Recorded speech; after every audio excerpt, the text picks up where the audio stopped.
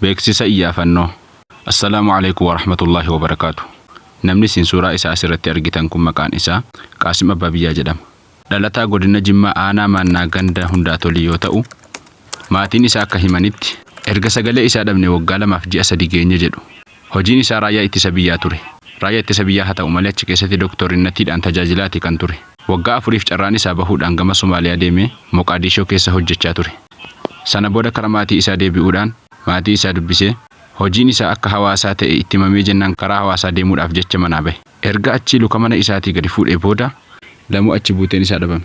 Namni nama kana bakka inni jiru beektan maatiin isaa barbaadutti waan jiraniif karaa lakkoofsa bilbilaa keenyaa Duwwaa 993 36 63 yookaan Duwwaa 917 76 kanaan nuuf bilbiluudhaan bira dhaabbadhaa jechuudhaan maatiin isaa waan dabarsaniif namni nama kana argitan nuuf bilbilaa